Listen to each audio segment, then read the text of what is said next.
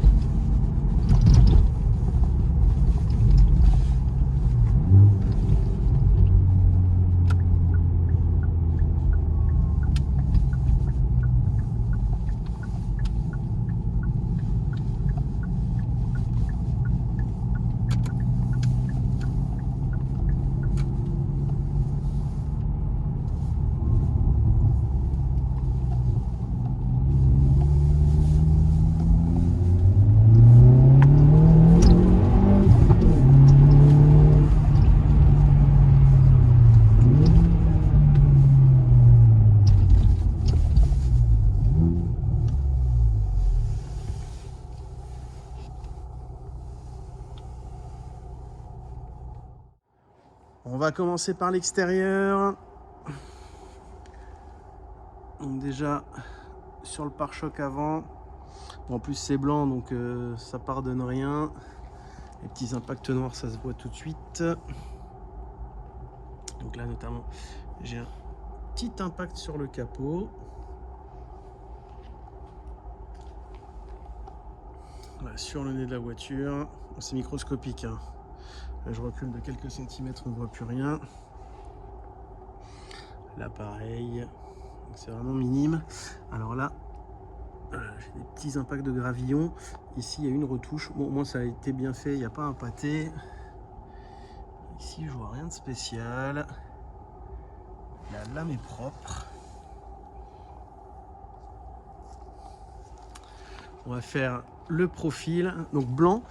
Étrangement, j'aime beaucoup puisque ça ressort bien, enfin ça fait bien ressortir pardon les détails noirs sur la voiture, donc notamment les coques de rétro brillantes, le noir sur les jantes polychrome, le spoiler avant-arrière. Alors là c'est en plastique brut, bon comme sur toutes, hein, et ça en noir brillant, ça devrait être juste somptueux. Voilà, petite idée pour le prochain acquéreur. Perso, c'est ce que je ferais. Donc elle est un peu plus basse que d'habitude, elle a 4 ressorts à chair. En plus, vous voyez, ça on le verra tout à l'heure, elle a des pneus qui protègent les jantes. En tout cas, elle est posée, ce qui est plutôt sympa. Donc, un petit peu plus dur, mais bon, on gagne un petit peu en tenue de route. Donc ici, on a le N en blanc avec ce petit liseré rouge. Ce qu'on n'avait pas sur celle-ci, par exemple.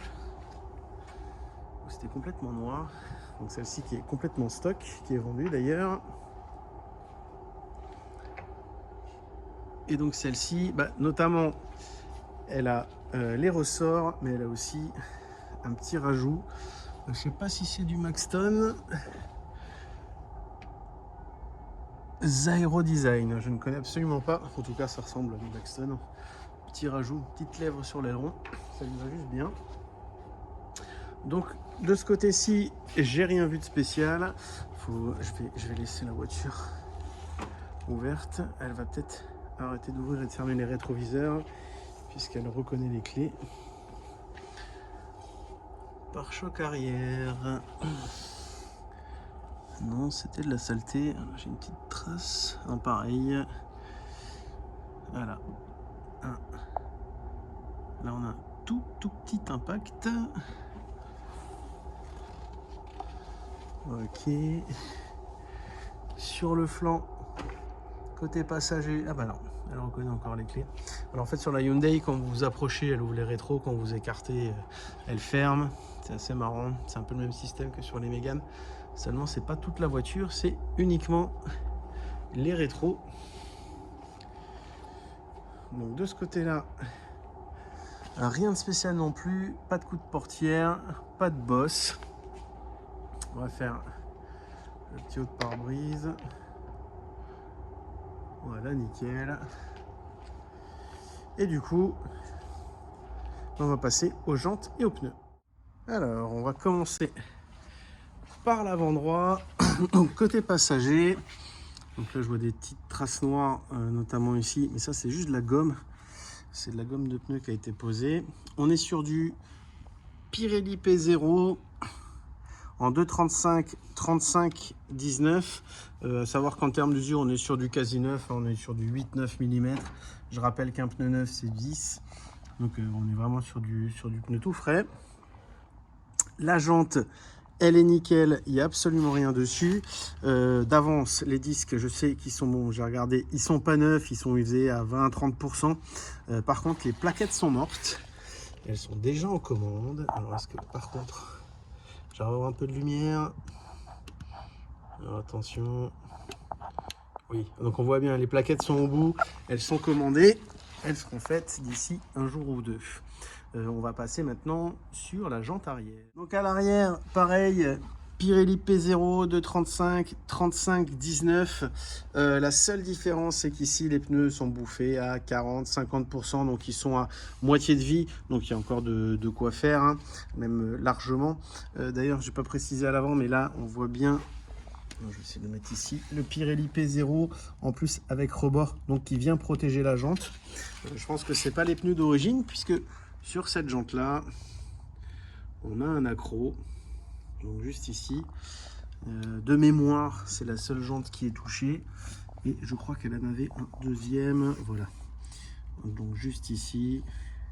En général, hein, quand on vient prendre un trottoir, ça touche deux fois, le temps qu'on s'en rende compte et qu'on s'écarte du trottoir. Donc cette jante-ci, pardon, elle est légèrement abîmée. Au niveau des disques, on est moins usé, on est plus sur du 5-10% d'usure. Et vu que les plaquettes sont à gauche, on va les checker une fois qu'on sera côté conducteur, et c'est ce qu'on va faire tout de suite. Donc voilà, côté conducteur, on est à l'arrière. Donc les pneus, c'est toujours les mêmes. On va juste checker la jante. Celle-ci est impeccable. Et maintenant, on va essayer d'aller de ce côté. J'y arriverai pas. Voilà, d'ici, on voit pas trop mal. Les plaquettes, oh bah du coup, on va peut-être faire les plaquettes arrière aussi. Il y a encore un peu de matière, mais je pense qu'on va les faire comme ça. Toutes les plaquettes seront nickel. Il faut que j'appelle le mécano parce qu'on a commandé que les avant. On va faire avant-arrière et du coup les plaquettes seront neuves, les disques sont bons encore pour un petit moment. À l'avant on a 30% d'usure, c'est là où il y a le plus, donc il y a encore de quoi rouler, sauf si rouler avec le pied gauche sur le frein, là effectivement ça a posé problème. Et les pneus à l'avant sont neufs et les pneus à l'arrière sont à 40-50% d'usure, et vu qu'ils sont à l'arrière, il y a encore de quoi faire. On va juste encore vite fait checker la jante à l'avant, et comme ça on aura fait le tour. Elle est nickel, et on va passer sur l'intérieur. Allez, on passe dedans. On va commencer avec la porte passager, l'avantage c'est que là elle est bien éclairée pour une simple et bonne raison. Je pense que l'ancien propriétaire est passé en full LED sur les lumières d'éclairage intérieur. D'ailleurs notamment à l'arrière, je crois qu'il y a eu un remplacement aussi sur les feux de recul qui ont été mis en LED. Donc le panneau de porte, donc là un petit coup de chaussure ultra gentil. Là de ce côté là, rien de spécial. Le panneau est nickel. On va checker tout de suite au niveau du siège. Donc sur le siège, aucune trace. Puis on voit bien sur les côtés, il est bien rigide. Donc voilà, vraiment nickel. Donc simili-cuir, Alcantara, la petite poignée pour avancer. Hop, donc les bons petits sièges sport. Au niveau des tableaux de bord, c'est très propre. Alors pour une bagnole qui a 68 000 km, donc c'est une voiture qui a quand même été utilisée, hein. Je veux dire, on a vécu dedans, on a roulé avec. Elle est vraiment propre. Donc je pense que le propriétaire que j'ai rencontré d'ailleurs, qui était très gentil, en a pris soin, c'est ce qu'il m'avait dit. Après voilà, parfois les gens pensent en prendre soin et c'est pas le cas. Là, elle est vraiment propre. D'ailleurs, petit détail. Alors ça, c'est vraiment détail finition. Allez, je sais pas comment on appelle ça, pour venir finir dans l'encadrement de porte. Il faut le savoir. À l'arrière, on a donc le panneau de porte qui est lui aussi nickel. Le dossier du siège impeccable. Et au niveau de la sellerie derrière, alors, y a-t-il eu siège enfant ou pas? J'ai pas l'impression, parce qu'en général le siège enfant ne bouge pas, et puis plus le poids de l'enfant, on a des marques un peu partout. Et maintenant on a les isofix obligatoires. En général c'est ici on a les marques de siège. Le petit accoudoir central avec le repose-canette, la trappe à ski. Donc derrière c'est nickel. Au niveau du coffre, vous excusez, on n'a pas passé l'aspirateur. La voiture vient juste d'arriver. Au niveau du coffre, donc banquette 2 tiers, 1 tiers. Voilà. Ah bah effectivement, les petites ampoules LED pour aller avec. Le compresseur avec la bonbonne de produit en cas de crevaison. On a des petites traces là sur la trappe à ski. Il a dû mettre quelque chose dans le coffre. Ça a dû un peu toucher, mais ça c'est vraiment rien de méchant. Au niveau des plastiques, c'est ultra propre. Voilà, là il y a une petite trace juste ici.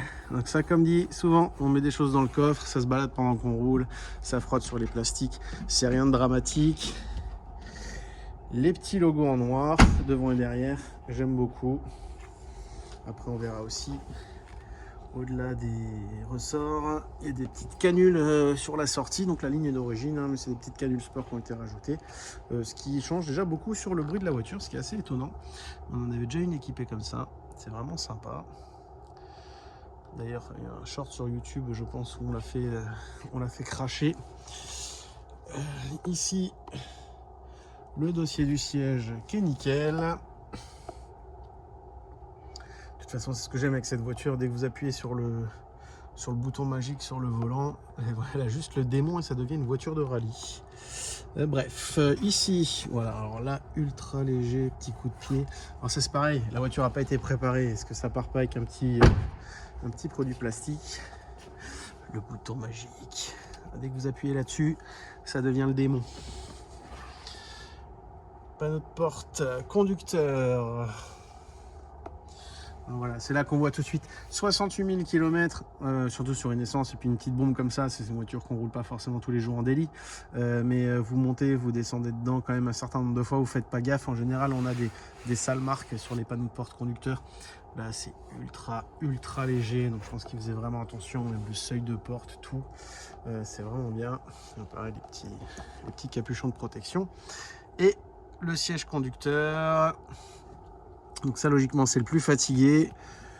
parce que c'est celui qui est le plus utilisé. Le passager, vous pouvez avoir personne à côté, donc il peut être neuf. Le rembourrage est toujours bon. Alors il y a une légère décoloration sur la couture, je sais pas si ça se voit à la caméra, et une légère aussi ici.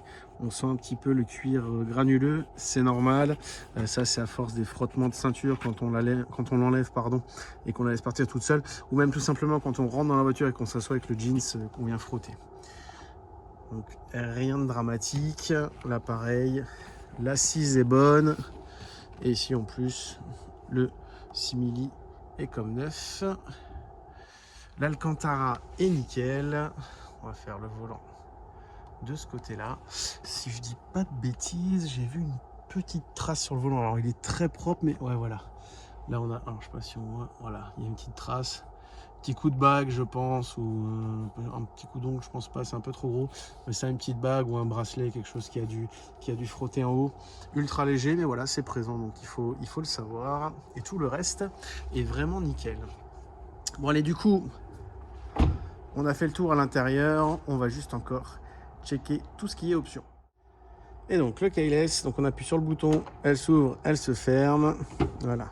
Quand vous fermez la voiture, vous allez au loin, vous revenez, les rétroviseurs s'ouvrent tout seuls, mais pas la voiture. Après, il suffit d'appuyer sur le bouton de la porte. On a les sièges électriques avec les réglages lombaires, ainsi de suite, électriques aussi, et bien entendu à mémoire, mais uniquement pour le conducteur. Le siège passager avant est électrique, mais n'est pas à mémoire. Bien sûr, les casse vitres électriques, les rétroviseurs électriques, rabattables électriques, et il me semble chauffant automatique quand la température est en dessous de 0, mais je suis plus sûr à 100%, je dis peut-être une bêtise. En parlant de bêtises, la dernière fois, donc sur cette i30 là, j'avais parlé du Line Assist en disant que c'était juste un afficheur de ligne qui vous émettait un bruit quand vous changez de fil sans regarder ou sans mettre le clignotant. C'est faux. Depuis, j'ai testé, ce que j'aurais dû faire déjà la dernière fois, et c'est un vrai Line Assist. Donc c'est-à-dire que quand je vais lâcher le volant ou je vais pas faire attention à la route, la voiture automatiquement va corriger et va remettre la voiture dans sa file. Petit comparatif, sans vouloir faire de vrais comparatifs, hein, c'est juste comme j'ai eu l'occasion d'essayer au Line Assist VV Audi qui est plutôt agressif, et même en ligne droite vous avez l'impression qu'elle met des petits coups dans le volant vous avez l'impression d'avoir une conduite assistée. Ici c'est très smooth, c'est-à-dire qu'on le sent absolument pas, et c'est vraiment quand on va venir chatouiller une ligne sans faire attention qu'on va se rendre compte que la voiture rectifie. Donc plutôt sympa. Je préfère un peu ça, pour être franc. Sur Audi VV je le désactive parce que j'ai l'impression de pas conduire la voiture, ça m'énerve un petit peu. Je suis un ancien, alors que sur celle-ci ça me dérange absolument pas, même si je le coupe aussi, parce que voilà, ce genre de système ça peut vous servir, mais bien souvent les gens qui l'utilisent font moins attention à la route. Moi je préfère rester attentif. Bien entendu, feu auto, essuie-glace automatique, régulateur de vitesse. On va s'installer dedans. Et nous allons, voilà, la petite musique, elle me place le siège. J'appuie sur le petit bouton, je vais poser les clés. Voilà. Hop. Impeccable. La température qui clignote. Donc voilà, ici, donc la voiture a tourné avant. Normalement, il y a trois petites barrettes orange, c'est la préchauffe. Vous ne pouvez pas monter au-dessus de 5500 tours quand elle est en préchauffe. Après, le moteur chauffe doucement, elle les enlève et on peut monter plus haut dans les tours. Et là, on le voit peut-être pas, mais ici, là-haut, le shift light intégré, ça, je trouve ça dingue à chaque fois quand même. Et donc, vous avez la rupture qui s'affiche directement dans le shift light. C'est une vraie voiture de rallye. Alors, je vais juste appuyer là, je vais voir si elle a... Hop, pas de reconnaissance vocale, c'était pour voir. Le bouton ici, multimode, donc pour passer en sport, en éco ou en normal. D'ailleurs, elle fait un affichage sur l'écran. Et le bouton magique pour passer en N. Donc là, vraiment, elle fait un beau bruit, mais je ne vais pas appuyer parce que c'est pas complètement chaude. Et ou pour passer en custom, donc c'est-à-dire que voilà, le custom, on a les paramétrages. Là, c'est comme je le dis à chaque fois dans une i30, c'est l'affichage de Gran Turismo, c'est un truc de dingue. Et donc là, voilà, on peut choisir le custom. Je veux le bruit en Sport Plus, par exemple. Mais le son de l'échappement, je préfère avoir en normal. Donc, il va fermer les clapets. On va le laisser en Sport Plus. Les réglages de régime. Donc là, elle est en Sport Plus, normal. Voilà, contrôle de régime direct pour une conduite dynamique. Enfin, c'est vraiment... Et le E-LSD, stabilité dans le virage. Ok, donc ça c'est le système qui vous... c'est comme un équivalent de SP, mais seulement là il travaille différemment, et je pensais par rapport au train avant aussi. Et la voiture va être plus ou moins rigide, il va vous laisser plus ou moins de possibilités en fait en termes de motricité. Enfin bref, c'est une dinguerie, c'est vraiment... je le dis à chaque fois, hein, moi je suis tombé amoureux de cette voiture de toute façon. Elle est top. Au-delà des réglages et tout ça, c'est en termes de conduite, c'est vraiment une vraie voiture de rallye. Mais bref, en termes d'options, bien entendu, on a le GPS tactile, donc elle est en mode nuit parce qu'on est à l'intérieur et elle pense, hop, elle pense qu'elle est en nuit. Donc, par contre, est-ce que voilà, si je coupe les feux, non, elle reste quand même en nuit. Elle a l'affichage, ok, elle a la lecture des panneaux, je ne savais pas si elle l'avait, elle a l'affichage des vitesses. Nous avons bien sûr aussi donc le média, elle a le DAB, donc le Bluetooth bien entendu pour le téléphone, mais aussi pour la musique. On va remettre la map, et d'ailleurs voilà, on peut splitter l'écran et avoir nos informations téléphonie, le GPS, et après le mode N avec les réglages et ainsi de suite. Donc c'est vraiment super bien foutu. Climatisation automatique bizone, synchronisée ou pas. Là on a tout un tas de prises, on a une USB, une auxiliaire et deux prises 12 volts. Les sièges avant chauffants à 3 vitesses. L'option que je n'avais jamais eu sur mes voitures et que maintenant je ne pourrai plus jamais m'en séparer, surtout avec les températures qu'il fait en ce moment, le volant chauffant, ça c'est vraiment une dinguerie. Donc le start and stop, pour couper le start and stop et pour couper le SP, je ne sais pas comment il s'appelle chez Hyundai. Et bien entendu radar de recul, radar avant et arrière d'ailleurs, pas que de radar de recul. Donc on a l'affichage juste ici, et bien entendu caméra avec en plus quand on tourne le volant, l'affichage de la direction où on va, plus le gabarit de la voiture sur la ligne bleue, et la ligne rouge c'est la limite pour quand vous stationnez contre un mur, pour pouvoir ouvrir le coffre. Donc si la ligne rouge est dans le mur, j'ouvre le coffre, ça va taper. Si je m'arrête juste avant, il va passer nickel. Et ce qu'on voit juste ici, le petit bandeau, je vais enlever la vitesse, c'est une horreur, c'est le pare-choc. Donc on voit directement son pare-choc. Donc au-delà des bips, parce qu'il y a toujours une marge de sécurité, on peut encore se rapprocher un petit peu. Donc voilà, je crois qu'on a fait le tour niveau options. À tout de suite avec les LED, ça éclaire un peu plus. On a fait le tour niveau options. Il reste juste encore, voilà, comme dit, les sièges sport, simili-cuir Alcantara. Ça, j'avais oublié de le préciser. Et je crois que cette fois, ça y est, on a fait tout le tour. On va juste se retrouver derrière la voiture pour l'entendre chanter avec ses petites canules sport. C'est vraiment une dinguerie. Donc n'hésitez pas à checker dans la description, vous avez le lien de l'annonce sur le bon coin de la voiture avec toutes les caractéristiques de la voiture et aussi le prix. N'hésitez pas à nous contacter si vous avez des questions. Et surtout, abonnez-vous, enclenchez la petite clochette, c'est super important. N'hésitez pas à mettre des commentaires, ça fait toujours plaisir, en plus je les lis. Et surtout, mettez un petit pouce bleu. Allez, on se retrouve pour la prochaine.